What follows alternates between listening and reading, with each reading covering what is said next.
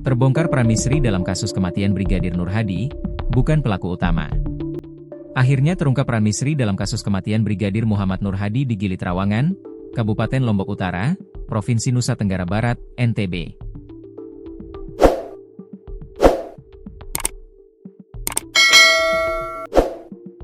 Tak hanya Misri, peran dua tersangka lainnya pun terlihat dalam rekonstruksi dugaan pembunuhan Brigadir Nur Hadi.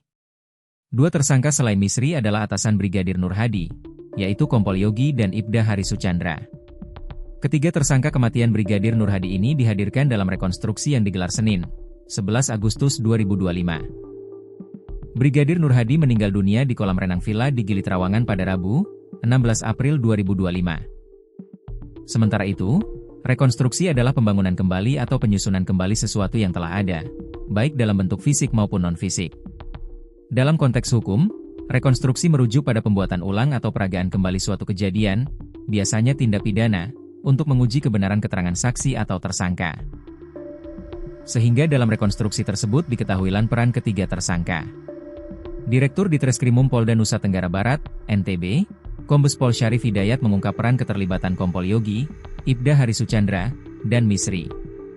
Di dalam villa, itu ada 3 orang yang kita duga pelakunya. Tapi yang lebih berat ada 2 orang, Kompol Yogi dan Ibda Haris, kata Syarif dilansir tribunlombok.com, Senin, 11 Agustus 2025. Proses rekonstruksi ini dilakukan di sejumlah lokasi yang berbeda.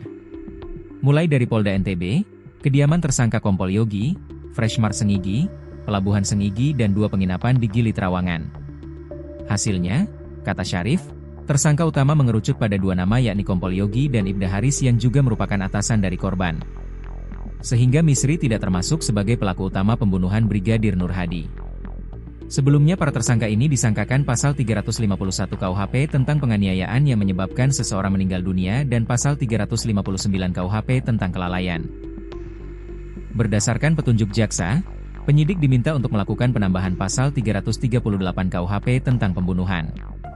Meski sudah ada 2 nama yang menjadi tersangka utama, namun penerapan pasal 338 KUHP tetap terhadap semua tersangka.